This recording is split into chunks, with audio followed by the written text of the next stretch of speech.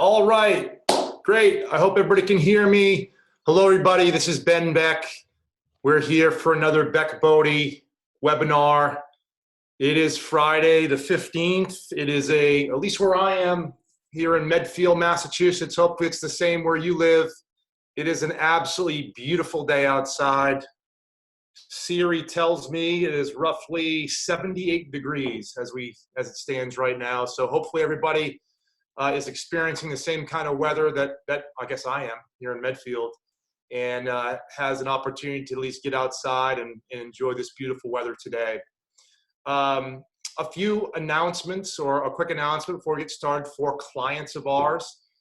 We just had our latest round of adjustments made to the growth strategies.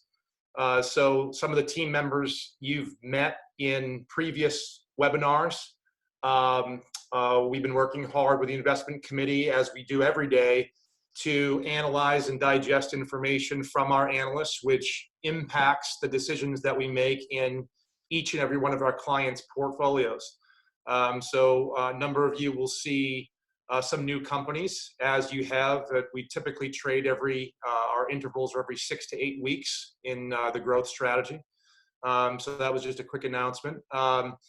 This is obviously our next webinar. We've had a number of them. The first webinar we had back in early March that focused on common questions that we were receiving in the midst of this global disruption with COVID.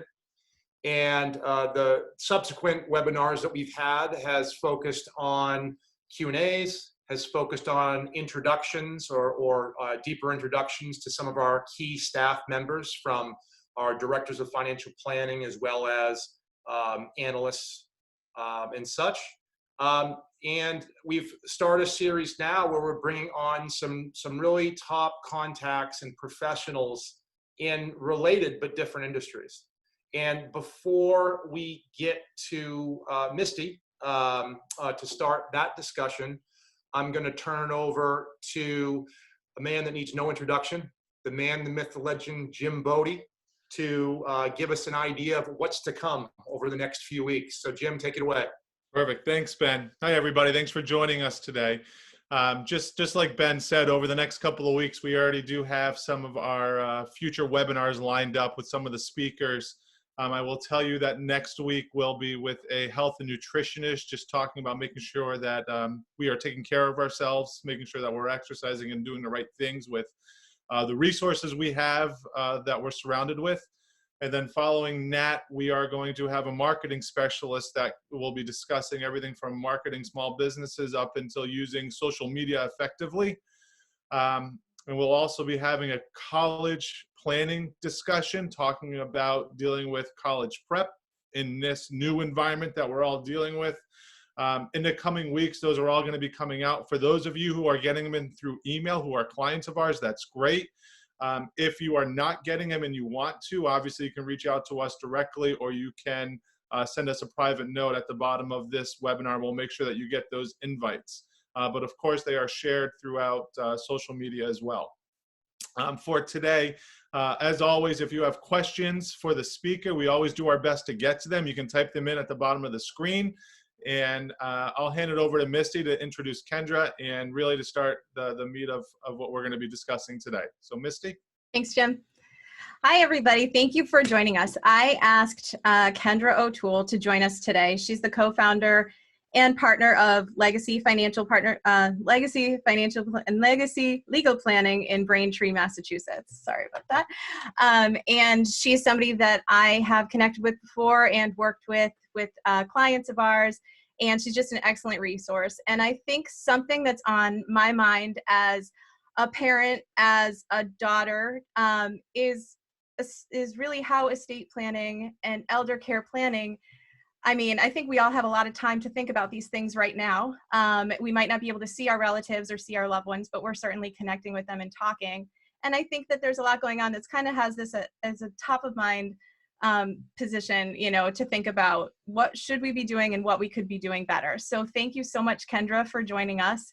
And I just wondered if we could start, what are some simple things that all of us, even if we haven't done any planning, what can we be looking at right now in our own current situations to help us be better prepared for the unexpected? Absolutely. So some things that we've been talking about with some people that have reached out to us recently, and like you said, are trying to figure out what to do during this time, is make a list of your assets and your accounts. Start gathering what you own. I think we all think we have a general idea of what we have, but to really sit down and think exactly of what bank accounts you have, where they are, what assets you have. You might have a stock you inherited that you forgot about. So really making a list of your assets.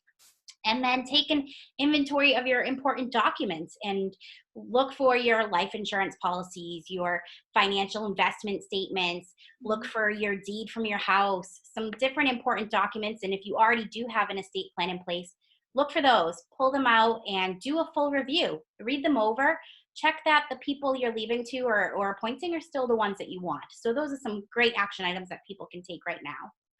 So what does happen to your assets and to your decision making if you haven't done any planning at all? So if you've done no planning at all, the state has statutes that determine what happens. If you are incapacitated or you need someone to step in to make financial or healthcare decisions for you, you need to go to court. That person needs to go to court and say, I'm stepping in as guardian, please give me permission and authority to do it. And there's a lot of hoops to jump through. You need to prove that the person's incapacitated. And especially right now in this time frame, it's hard to get into a court, and they're really only hearing things for emergencies. Yes. And so the court takes over without that. Yeah. And that doesn't sound like a quick process. Like you petition the court and they email you back. Yeah. It's not a quick process at all. So in general, though, even outside of a pandemic, how does estate planning and elder care, how does it play a role in your finances and in your wellness? So we're only one leg of estate planning and finances when you're doing your wills. We come into play with, if someone's doing a trust with us, we're dealing with their financial advisor or looking at their finances to be sure that their beneficiaries are correct. And we work with their CPA and with their finance, because there's lots that comes in with finances in regard to taxes, in regard to beneficiaries. The worst thing that we see happen is someone has a trust in place, or they think they have investments or life insurance policies with beneficiaries, and it turns out it's either a beneficiary that already passed away, or the company changed and they never changed the beneficiary, and there's no beneficiary on there, and then you're right back to the court process. Yeah. So before we move on, the first will I think I remember doing when I first got married, I think I did through LegalZoom, and I don't think I ever filed it. How useful is some of the tools that might seem more convenient compared to actually sitting down with someone like you or Michelle at your firm? You know, where do you think that the difference lies there, and where could some mistakes be made? Absolutely. So most of the wills that are found online, like you said, LegalZoom, or, I think Susie Orman has a will package out there. And unfortunately, it's not somebody sitting with you and discussing the types of assets you have, how you want to actually transfer things, who you want it to go to, who are the right people to be in those positions. You may think but there's different reasons of why we might choose one person to be a financial person to step in for you over your healthcare decisions. I know in my family, for my mother, I do more her financial stuff. My brother's a nurse and a firefighter. He does the healthcare stuff. And so it really depends on who's the best role, and you don't have somebody that's there supporting you to do that. And I've also had people come in with their documents from LegalZoom, because we'll look over them for them. And a lot of times they're actually based in the wrong state, because you're clicking buttons and filling things in. It's so easy to make a mistake. And we also like to be sure that we're working with you to ensure that your plan is going to work. It's not just about setting up a plan. It's continuing a lifelong relationship with you to have that plan work for when the time is needed. I think that makes sense. I think that has a lot to do with financial planning as well. Sometimes it's not a one size fits all, the right person for every single role. Like you said, if someone understands the healthcare decisions much better, then that would be an easier role for them to fill. So I think that's really helpful. Are there any other misconceptions about estate planning? Like any other things that you see people maybe overlook or slip up when it comes to marriage or families or things like that? Absolutely. When it comes to healthcare proxy, many people think that their families are able to just make those healthcare decisions. And yes, I think sometimes hospitals and doctors try to give a little leeway and sensitivity to families, but at the same time, there's strict laws that they need to abide by. And so if there's any decisions or if there are any disagreements between the family members and there's no actual document in place as to who gets to make those decisions, then the family's going to end up in court.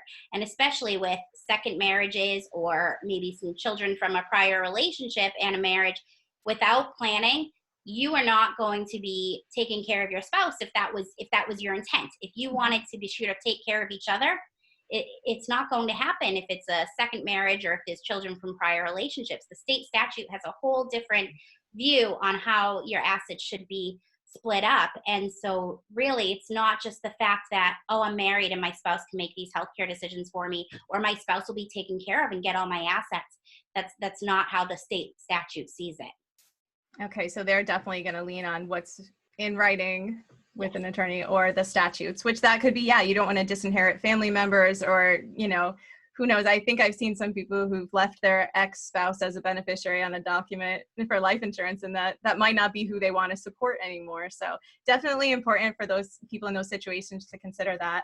What about for parents? I think between us at the firm, we could probably have a daycare on site with all of the minor children that we have. What are some things, to think about when you have minor children? Like if, I'm sure a will is important, but other things like when they go off to college, or if there's any, substance abuse or mental health issues, if you have older children, what are some things parents should do to protect their family? So parents, I'll start with kind of parents with minor children. They should be focusing on appointing guardians for their children, short-term and long-term.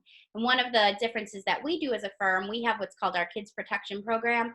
And we don't just name the guardians in your will. We also have that temporary guardianship paperwork as well. But then we also put together a full plan of how you want your children raised. We talk to you about what you see for your children and how do you want them to go to public school, private school, religion. We talk about all this stuff because you may have somebody that you want to have as guardian, but they may have a few different views of how to bring up their children. And so this is really outlining how you want your children to be brought up. We explain what to do in the case of an emergency if a guardian's not there.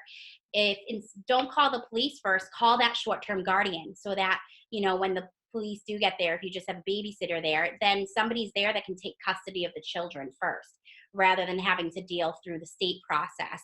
And then when it comes to children that are in college, we think at a minimum, a healthcare proxy and a power of attorney are crucial for college age students.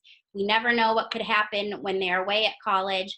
And once they turn 18, parents have no say. My mom still talks about it to this day. When I went to college, they said to my parents, if your child doesn't sign this document, we cannot tell you about payments that are being made for tuition. We cannot tell you about their grades.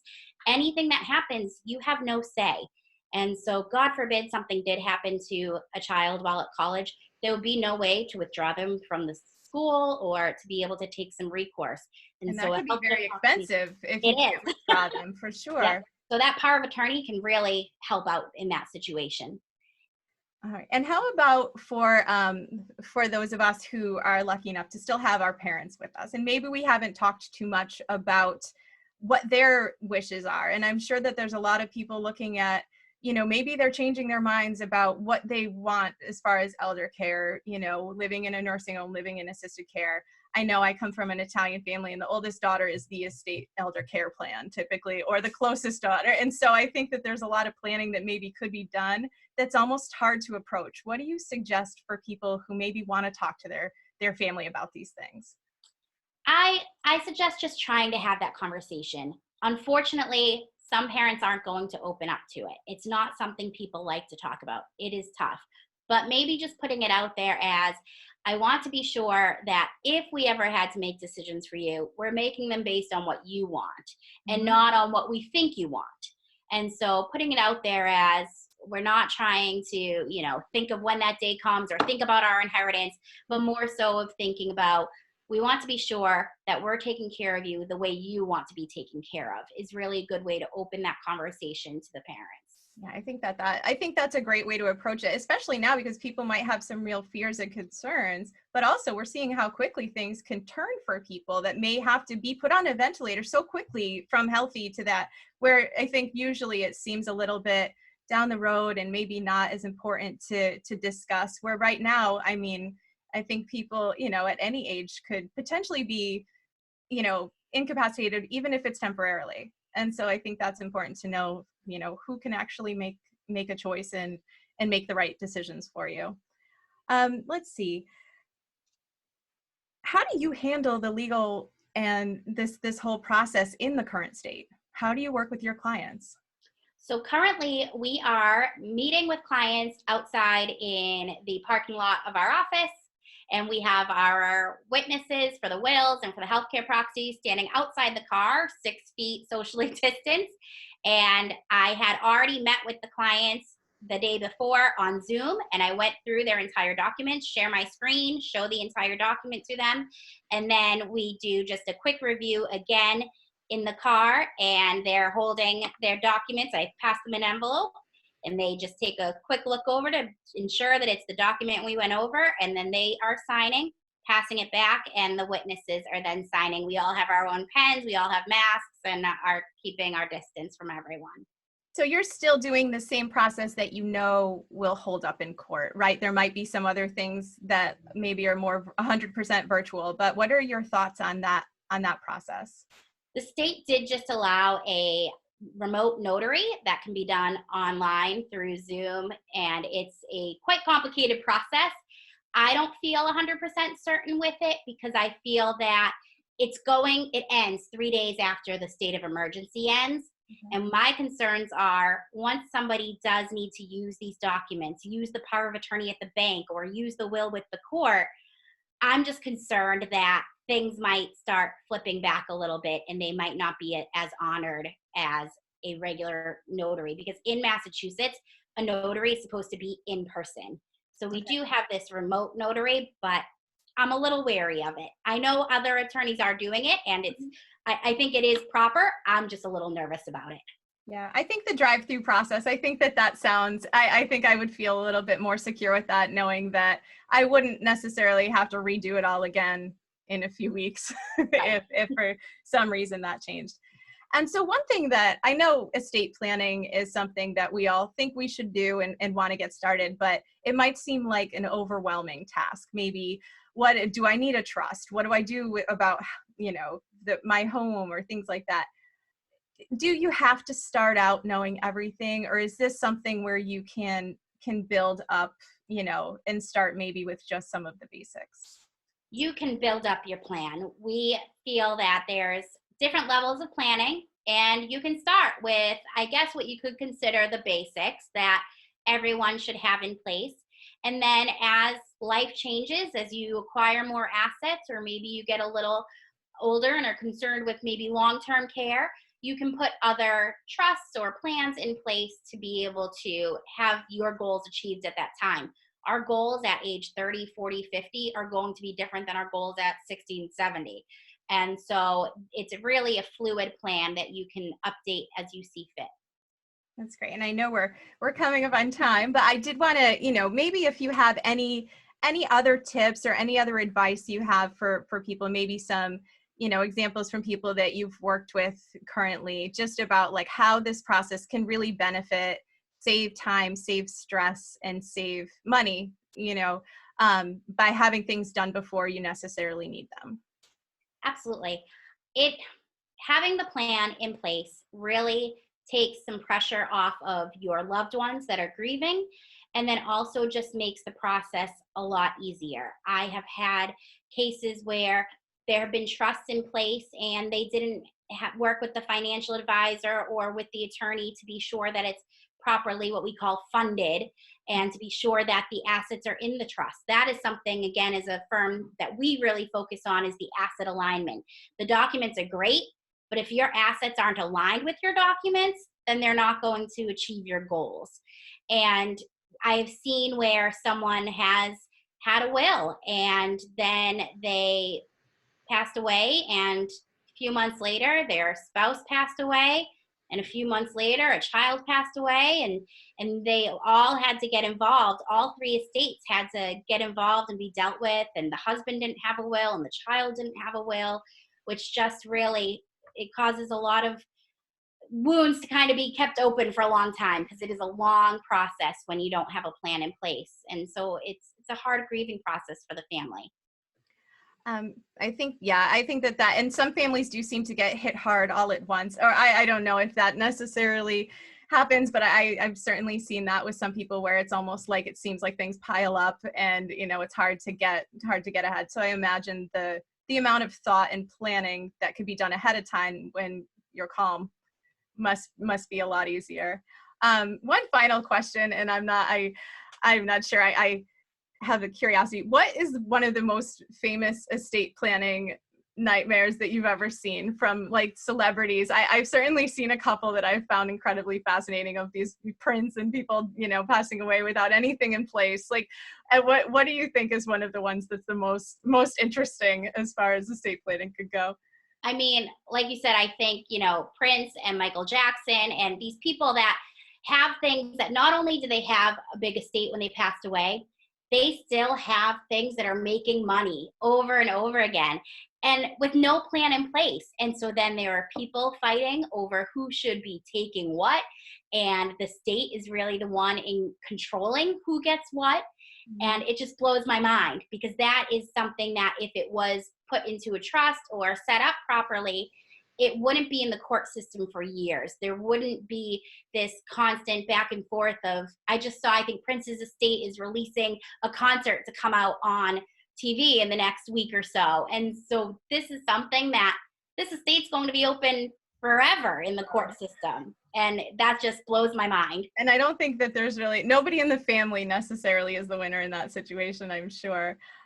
We did have a question I saw in one of the panelists about testamentary trusts. Could you talk a little bit about those? Sure. I think testamentary trusts can be a very good tool, depending on what they're being used for. Some people try to use them for maybe some special care for minor children until they're 18. Some people have been using them as a Medicaid planning tool if they need long-term care in the nursing home, which currently right now that's an allowable type of trust to try to protect some assets. So I do think that it can be a good tool. Medicaid planning, there's so many different tools. It all depends on your goals. Okay, so that would be for something like a home or keeping assets that you want to make sure are outside. Yes. That does take some planning ahead of time, right? Because of look-backs and things like that? It does. So that testamentary trust would come into play more so when one spouse passes away and maybe own the home themselves. And so then now that home is being held in that trust for the benefit of that surviving spouse. Okay, great. I hope that that's helpful. And also, Kendra, I do want to make sure, and I think we may have, I'll check in the chat, how do people best reach you these days? If they have any personal questions that maybe are more specific to their individual needs, what would you suggest? So my email is just kendra@legacylegalma.com. I'll write that in the chat as well. And our website, you can go and you can do a contact through our website as well. And we are on Facebook and Instagram. We'd love to have you follow us, and you can send us messages on those as well. So we're very communicative. And I'd love to, offer for anyone that was on this panel, on this as an attendee, I'd love to do one of our life and legacy planning sessions free of charge. It's normally a $600 fee, so we'd love to be able to do that for you and be able to walk you through your assets and your plan and what might be good for you. Thank you so much, Kendra. I think that that's a great offer, and I think it's a good opportunity if someone does have some time to have that meeting, even if it just helps give you a little bit more peace of mind about your current situation, and if maybe you need more, or if maybe just the basics are right for you at this time to protect your family. I appreciate everyone joining us today, and especially Kendra, thank you so much. I think that I learn a lot whenever we talk about these topics, because I think that the laws change in Massachusetts, and we're seeing different regulations and things coming out every day now. So it's great to know that we have friends who are on top of these things, and I hope we can have you back at some point soon. Thank you. Thank you for inviting me to the weekly update. All right. Well, thank you everyone for joining us. And again, we'll see you next week. We'll check for those emails and we'll have some exciting guests on and we'll cover a wide range of topics. But hopefully we're just trying to keep you healthy and safe, and we'll talk to you soon. Thank you.